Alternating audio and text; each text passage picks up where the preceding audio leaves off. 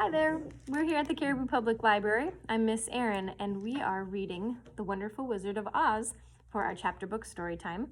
Today we're going to be reading chapter 18. Thank you for joining us today. Here is our cover page for this chapter.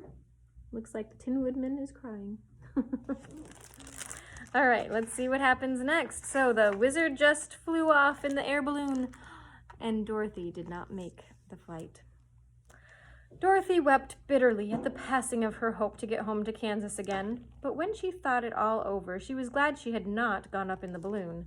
She also felt sorry at losing Oz, and so did her companions. The Tin Woodman came to her and said, "Truly, I shall be ungrateful if I failed to mourn for the man who gave me my lovely heart. I should like to cry a little because Oz is gone, if you will kindly wipe away my tears, so that I will not rust." "With pleasure," she answered, and brought a towel at once. Then the Tin Woodman wept for several minutes, and she watched the tears carefully and wiped them away with the towel. When he had finished, he thanked her kindly and oiled himself thoroughly with his jeweled oil can to guard against mishap. The Scarecrow was now the ruler of the Emerald City, and although he was not a wizard, the people were proud of him. For they said, there is not another city in all the world that is ruled by a stuffed man. And so, far as they knew, they were quite right.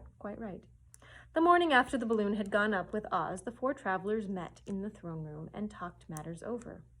The Scarecrow sat in the big throne, and the others stood respectfully before him. "We are not so unlucky," said the new ruler, "for this palace and the Emerald City belong to us, and we can do just as we please. When I remember that a short time ago I was up on a pole in a farmer's cornfield, and that I am now the ruler of this beautiful city, I am quite satisfied with my lot." "I also," said the Tin Woodman, "am well pleased with my new heart, and really that was the only thing I wished for in all the world. For my part, I am content in knowing that I am as brave as any beast that ever lived, if not braver," said the lion modestly. Here they all are in the throne room, having their discussion.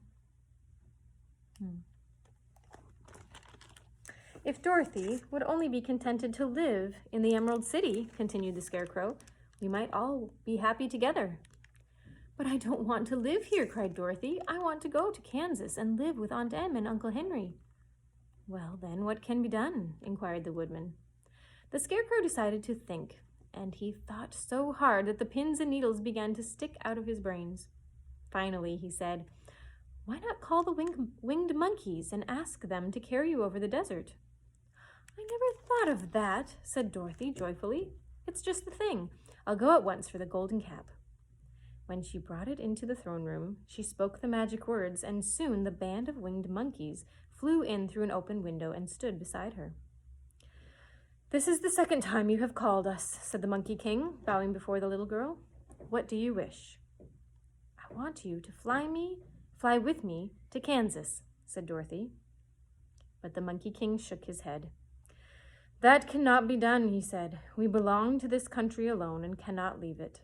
There has never been a winged monkey in Kansas yet, and I suppose there never will be, for they don't belong there. We shall be glad to serve you in any way in our power, but we cannot cross the desert. Goodbye."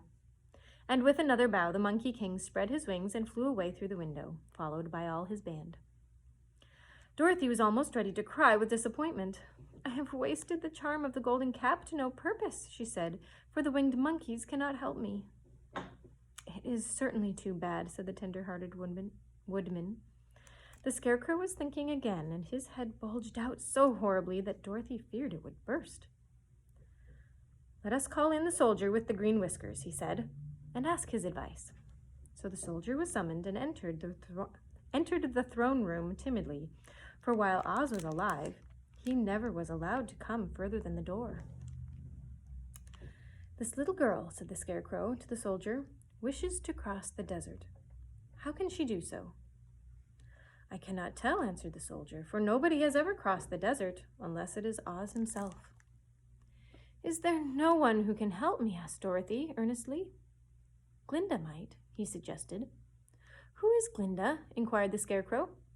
"The Witch of the South. She is the most powerful of all the witches and rules over the Quadlings. Besides, her castle stands on the edge of the desert, so she may know a way to cross it. Glinda is a good witch, isn't she? Asked the child. The Quadlings think she is good, said the soldier, and she is kind to everyone. I have heard that Glinda is a beautiful woman who knows how to keep young in spite of the many years she has lived. How can I get to her castle? Asked Dorothy.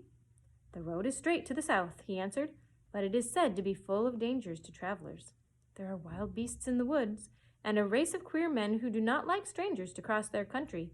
For this reason, none of the Quadlings ever come to the Emerald City.